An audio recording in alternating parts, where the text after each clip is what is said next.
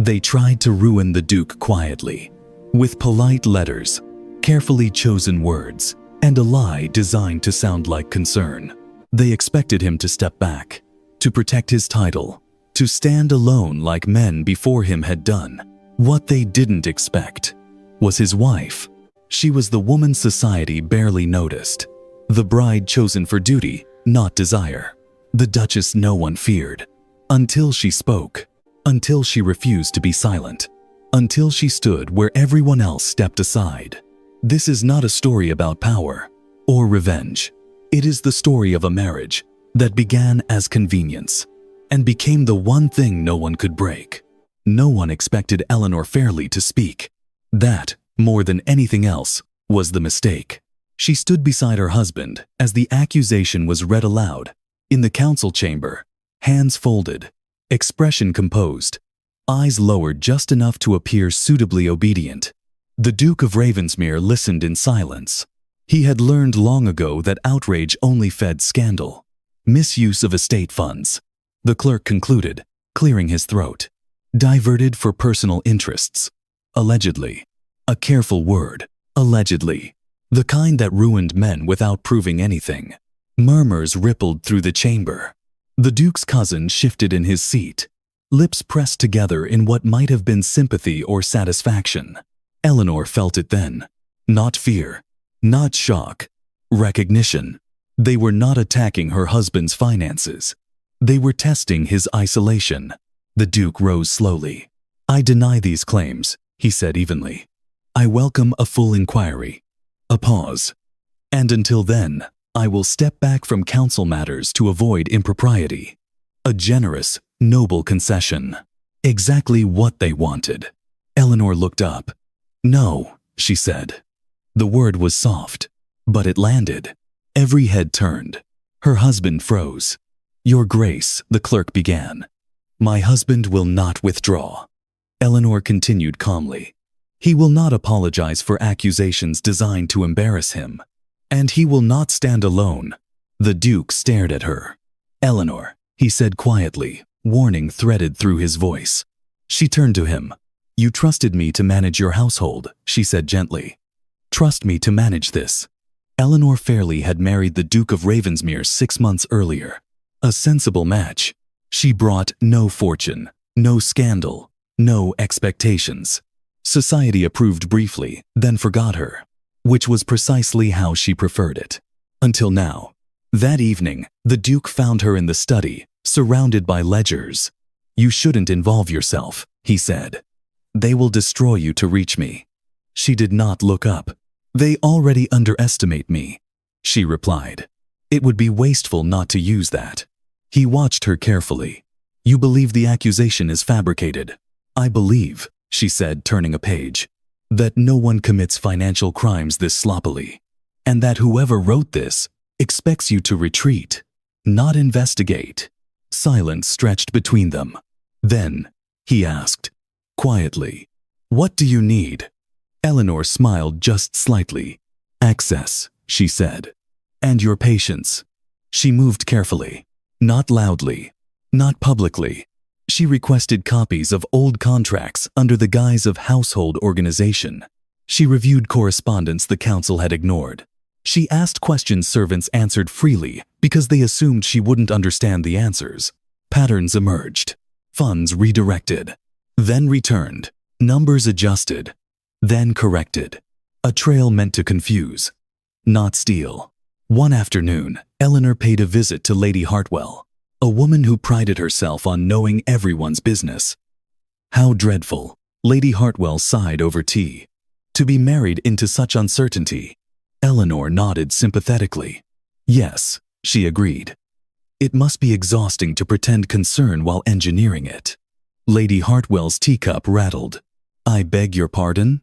Oh, forgive me, Eleanor said sweetly. I assumed you knew the accusation originated from your brother's office. I must be mistaken, she stood. But I rarely am. The inquiry convened 2 weeks later. This time, Eleanor sat beside her husband, not behind him. When evidence was presented, she waited. When witnesses spoke, she listened. And when the counsel finished making its case, Eleanor rose. "I have prepared a summary," she said, handing documents forward, "of every transaction cited as suspicious." The chamber stilled. "These funds were redirected under instruction," she continued, voice calm. "Then returned unnoticed 3 days later. A pattern consistent not with theft, but with entrapment." The Duke's cousin shifted. "Speculation," he said sharply. Eleanor met his gaze. "Then you will have no objection to explaining," she replied. "Why the authorization signatures match yours." Silence. Not dramatic. Devastating. The council adjourned shortly after. The accusation was withdrawn. Quietly, quickly. That night, the Duke stood in their private sitting room, staring into the fire. "They tried to ruin me," he said. Eleanor set aside her gloves. "Yes," she replied. "And they failed." He turned to her slowly. "You fought for me." She considered that. "I corrected a lie," she said. "They chose to make it personal." He reached for her hand. "I thought marrying quietly would protect you." She smiled. "I thought remaining unseen would protect me." He laughed softly once. "We were wrong." "Yes," she agreed. "But we adapted." He studied her then, not as his wife, not as a duchess, but as the woman who had stood when everyone else waited for him to fall. "They will not underestimate you again," he said. Eleanor squeezed his hand. "They shouldn't," she replied calmly. "I don't intend to disappear." And for the first time, the Duke of Ravensmere understood. They had not merely survived the scandal. They had changed the balance of power. The victory did not bring peace. Eleanor understood that before the house did. The servants moved more carefully now. Letters arrived later than usual, and invitations, once politely frequent, stopped altogether. The Duke of Ravensmere noticed it at breakfast. "We've been excluded," he said flatly, setting aside his correspondence. "Yes," Eleanor replied, spreading marmalade on toast. "Social exile. Temporary. If we're fortunate." He studied her. "You sound as though you expected this." "I did," she said. "People forgive defeat more easily than exposure." That afternoon, a sealed letter arrived. Not from the council, not from family, from the Crown's auditor. Sebastian read it twice before handing it to her. "They're reopening the matter," he said quietly. "Officially this time." Eleanor read the letter carefully. "They aren't looking for guilt," she said. "They're looking for a scapegoat." He leaned back in his chair. "I never wanted you drawn into this." She folded the letter and placed it neatly beside her teacup. "And I never wanted to be ornamental," she replied. Their eyes met. Something unspoken passed between them. Trust no longer tentative. The summons was unavoidable. A formal inquiry. Royal oversight. Witnesses compelled under oath. The Duke's enemies were patient. They had lost the council. They would not lose the crown. That evening, Eleanor stood before the mirror, fastening a modest pearl brooch at her collar. Sebastian lingered in the doorway. "You needn't attend," he said again. "This time, it will be uglier." She did not turn. "Then it is fortunate I am not easily intimidated." He smiled faintly. "That was not what I meant." She faced him. "You are afraid for me." He did not deny it. "They will question your motives," he said. "Your influence. They may even imply that I manipulate you." She finished calmly. "Yes, I expect that." He frowned. "And you're comfortable with that?" "No," she replied honestly. "But I am prepared." The inquiry chamber was colder than the council hall. More formal. Less forgiving. The auditor, a sharp-eyed woman with ink-stained fingers, watched Eleanor closely. "You have been unusually involved for a duchess," she observed. Eleanor inclined her head. "My husband's reputation is my household," she said evenly. "I manage both with care." A murmur followed. The questioning began gently, then sharpened. "Did your husband instruct you to intervene?" "No." "Did you act without his knowledge?" "No." "Then whose idea was this investigation of yours?" Eleanor paused. Mine, she said. The room stilled. Sebastian felt something tighten in his chest. The auditor leaned forward. You understand how that appears? Yes, Eleanor replied. As a woman who refuses to be passive. The auditor's mouth twitched almost a smile. Then came the witness, a former clerk, paid, pressured, confident, until Eleanor asked him one question. Which account number were the funds allegedly misused from? He hesitated. She waited. He guessed. Wrong. She did not correct him. She simply opened a ledger. That account, she said quietly, did not exist until 2 years after the accusation claims the crime occurred. Silence fell like a held breath. The clerk paled. Sebastian closed his eyes briefly. It was over. But Eleanor was not finished. One more thing, she said softly. Who paid you to forget that detail? The clerk broke. Names followed. Promises. Threats. And, finally, admission. The ruling came swiftly. The Duke was cleared again. This time, publicly. Those responsible were charged. Not quietly. Not politely. As they left the chamber, Sebastian stopped in the corridor. He turned to Eleanor. I have never been defended like that, he said. She adjusted her gloves. I wasn't defending you, she replied. I was correcting the record. His lips curved. You always do that. That night, Ravensmere House felt different. Not victorious. Secure. Sebastian found Eleanor in the library, reading by the fire. They fear you now, he said. She glanced up. No, she replied thoughtfully. They understand me. He moved closer. I once believed marriage was about containment, he said. Control, stability. And now, he said quietly, I think it's about standing beside someone who refuses to let you disappear. She closed her book. You stood beside me first, she said. You simply didn't realize it. He reached for her hand. This time, she did not hesitate. Later, as the fire burned low, Eleanor rested her head lightly against his shoulder. Sebastian, she said softly. Yes? They will watch us carefully now. He smiled into her hair. Let them, he said. They should know who they're dealing with. And for the first time since scandal had entered their lives, Eleanor allowed herself a small, satisfied smile. Because silence had protected her once. But choice had changed everything. The house settled into quiet in the days that followed. Not the fragile quiet of fear, but the steady kind that follows resolution. Eleanor noticed the change in small ways. Sebastian no longer lingered at doorways as if unsure of his welcome. He asked for her opinion before decisions, then waited for the answer. And when he looked at her now, it was no longer with gratitude alone. It was consideration. One evening, rain pressed softly against the windows of the music room. Eleanor sat at the pianoforte, playing not for performance, but habit. Sebastian stood nearby, listening without interrupting. You never play for guests, he observed. She did not look up. I prefer music when it isn't required, she replied. He smiled faintly. I think I understand that. The last note faded.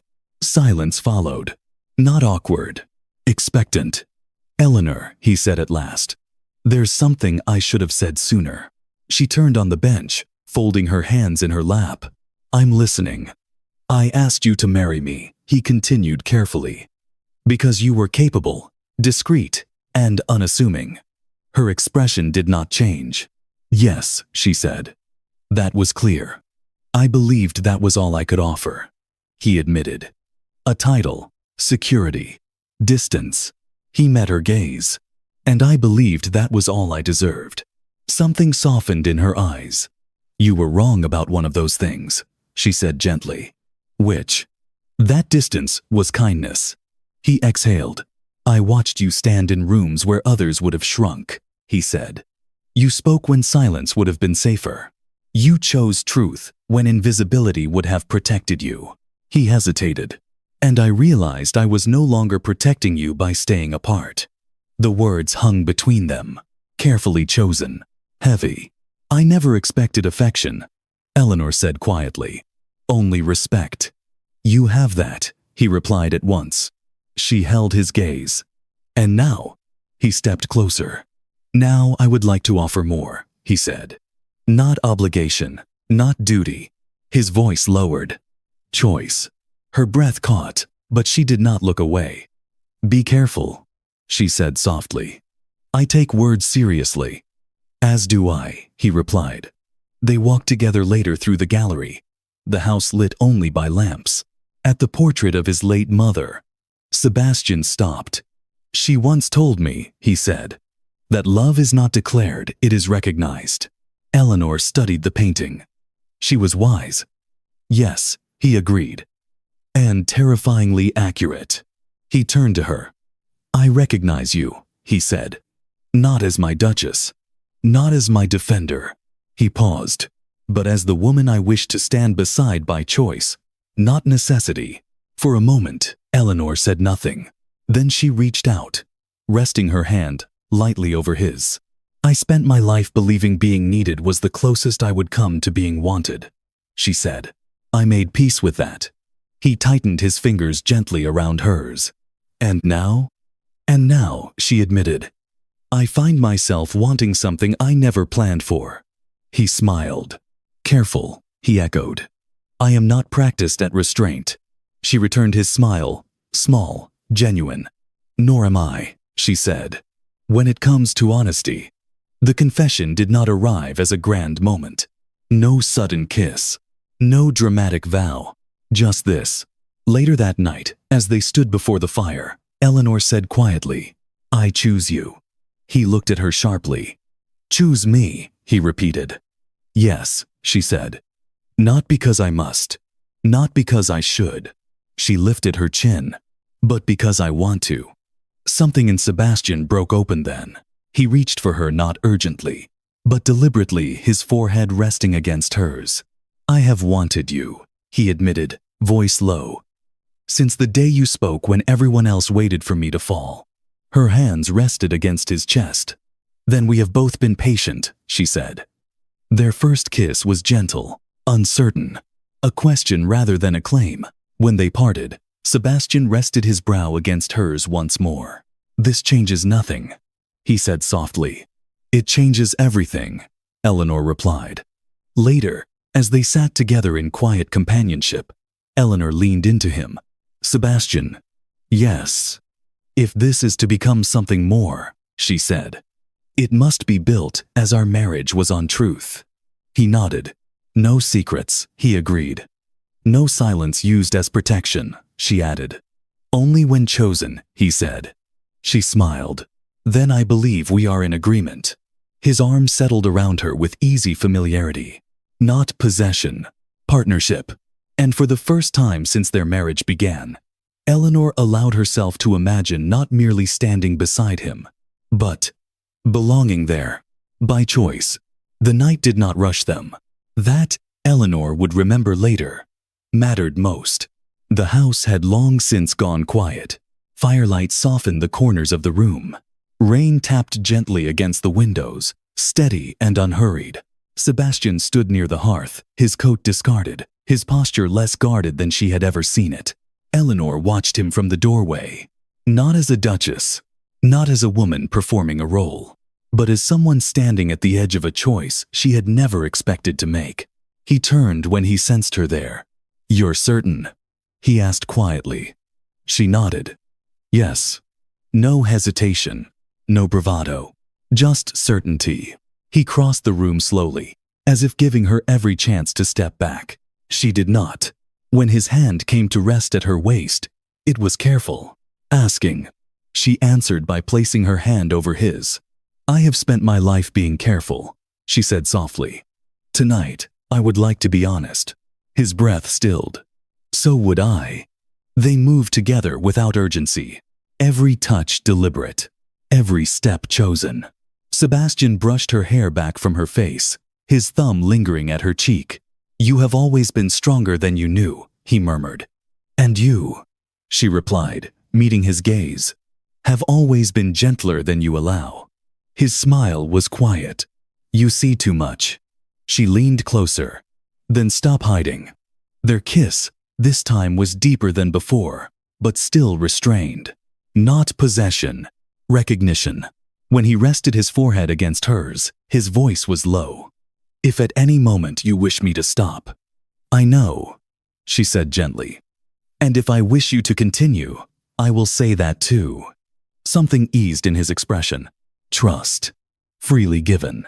Later, in the private stillness of their chamber, Eleanor stood by the window, unlacing the final ribbon of her gown. Sebastian waited. He did not turn away. He did not stare. He simply watched her with reverence. When she turned to him, she did not feel exposed.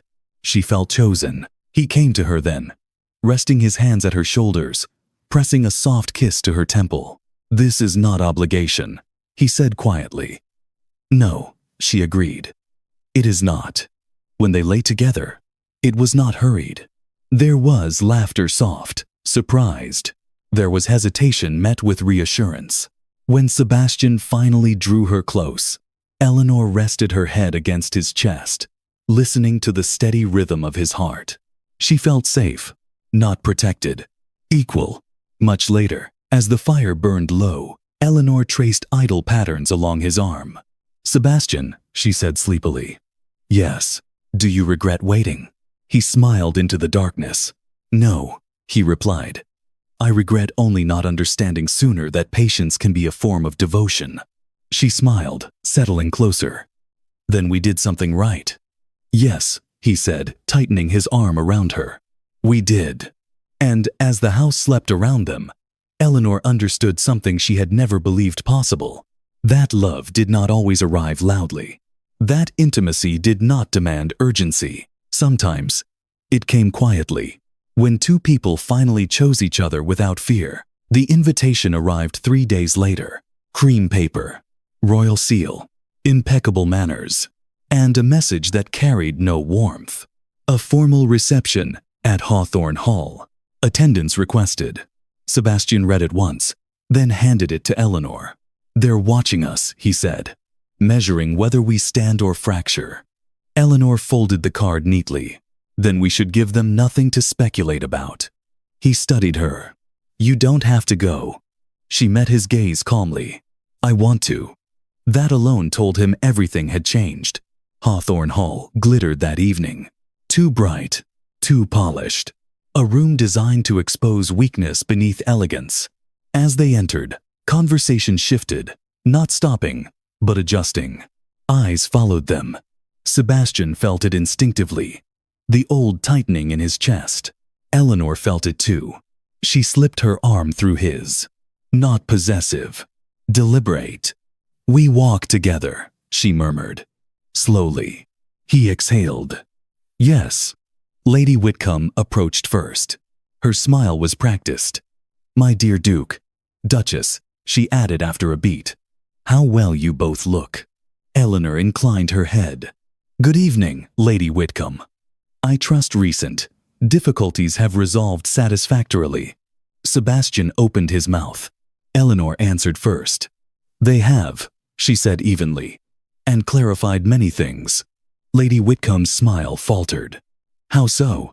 Eleanor's expression remained pleasant. "We now know who values truth," she replied, "and who merely performs concern." A pause. Then Lady Whitcomb laughed too loudly and excused herself. Sebastian glanced at Eleanor. "You didn't warn me you planned to be formidable." She smiled faintly. "I didn't warn you that I planned to be honest." The true challenge came later. A man Sebastian had not seen since the inquiry. Lord Haldon, a quiet supporter of the accusations. He bowed stiffly. "Duke," he said. "Duchess." "I had hoped," Haldon continued, "that recent events might encourage discretion." Eleanor tilted her head. "Discretion about what?"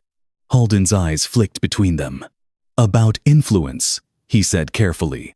"It is unusual for a wife to involve herself so deeply." Sebastian felt the familiar heat of anger, but Eleanor was already speaking. "Is it unusual?" she asked gently. "Or merely inconvenient?" Haldon stiffened. "My concern is for stability." "And mine," Eleanor replied, is for fairness. She stepped closer, still polite, still composed. My husband does not require permission to be defended, she continued. And I do not require approval to speak. The surrounding listeners pretended not to hear, which meant they heard everything. Halden bowed again, more stiffly than before. Of course, he said. Forgive me. When he left, Sebastian looked at her. You didn't ask me to intervene. I didn't need to, she said softly. We agreed no rescuing each other. He smiled. Yes, he said. We stand. Later, on the terrace, the noise of the hall faded behind them. Sebastian leaned against the stone balustrade. They will never stop testing us, he said. Eleanor joined him. No, she agreed. But they will stop underestimating us. He turned to her. You were extraordinary tonight. She met his gaze steadily. So were you. He frowned slightly. I barely spoke. Exactly, she said. You trusted me. That landed deeper than praise. He reached for her hand. I don't feel like I'm carrying this alone anymore. She squeezed his fingers. You're not. They stood there for a moment. The night cool around them. Equal. Unhidden. Unapologetic. As they departed Hawthorne Hall together, whispers followed them again. But they were different now. Quieter. Uncertain. Sebastian helped Eleanor into the carriage, then joined her. As the door closed, he laughed softly. I think, he said, they expected cracks. Eleanor smiled, resting her hand in his. They forgot, she replied. That pressure reveals structure. The carriage rolled forward, and, for the first time, society was not watching a duke defending his position, but two people who had chosen each other and were no longer available for division. The season moved on. That, more than anything, told the truth. Invitations returned not eagerly, but carefully. Letters arrived with warmer ink, and the whispers, once sharp, softened into curiosity. Eleanor noticed them all. She always had. But they no longer defined the shape of her days. Ravensmere House settled into a new rhythm, one not dictated by expectation, but by choice. Sebastian no longer worked late into the night alone. Eleanor no longer reviewed household matters in silence. They consulted. They debated. They decided together. One morning, as sunlight filtered through the tall windows of the breakfast room, Sebastian set aside his correspondence. I've been asked to return to the council, he said. Eleanor poured tea. Have you decided? Yes. She waited. But not on the same terms, he continued. I will not participate in quiet compromises, and I will not allow private influence to masquerade as authority. She smiled faintly. They will find that inconvenient. I hope so, he replied. Their first public appearance after Hawthorne Hall was modest. A local charity meeting. No grandeur. No performance. Yet the room shifted when they entered. Not with tension, with recognition. Eleanor spoke briefly. Sebastian listened openly. They disagreed once politely and resolved it with ease. People noticed. Not because it was dramatic, but because it was rare. Later, as they walked the long path back to the carriage, Sebastian glanced at her. You never seek attention, he said, and yet it finds you. She considered that. I don't mind being seen anymore, she replied, as long as it's honest. That evening, they sat in the library before the fire, the house quiet around them. Eleanor rested her feet on the low stool, embroidery abandoned in her lap. Sebastian closed his book. There's something I want to say, he said. She looked up. I am listening. He did not kneel this time. He did not perform. He simply reached for her hand. I married believing stability was the highest virtue, he said. And I was wrong. She waited. Stability without truth is fragile, he continued. What we have is not fragile. Her throat tightened slightly. No, she agreed. It isn't. He smiled. I used to believe power meant never needing anyone. And now? She asked. And now, he said quietly, I believe power is choosing who stands beside you when you no longer hide. She squeezed his hand. That is a far better definition. Later, as the fire burned low, Eleanor stood at the window, watching the garden settle into shadow. Sebastian joined her. Do you ever miss being invisible? He asked. She thought about it. About quiet corners. About safety in being overlooked. Then she shook her head. No, she said. I miss thinking it was the only way to survive. He wrapped an arm around her shoulders. You were never meant to disappear. She leaned into him. Nor were you meant to stand alone. They stood there for a moment, no audience, no expectation, just presence. In the months that followed, the story of Ravensmere changed. Not dramatically, not loudly. It became a place known for fairness, for calm authority, for a duke who listened and a duchess who spoke when it mattered. And when people spoke of them, it was no longer in whispers of scandal, but in tones of respect. One evening, as Eleanor prepared to retire, Sebastian paused at the doorway. Eleanor, he said. Yes? I am glad, he continued, that they tried to ruin me. She turned, surprised. Why? Because, he said, stepping closer. It revealed what truly mattered. She smiled softly. So am I. Their marriage had not begun with love. It began with necessity. But it endured because of choice. Because they learned that dignity was not silence. That strength did not require solitude. And that the quietest alliances often held the greatest power. As the lights dimmed and Ravensmere House settled into rest, Eleanor reached for Sebastian's hand. He took it without looking. No ceremony. No declaration. Just certainty.